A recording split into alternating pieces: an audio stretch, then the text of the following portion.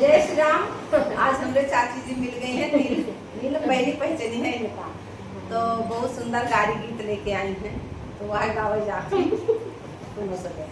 जैसे आजकल का जो चलन है वही पर ही गाड़ी गीत है।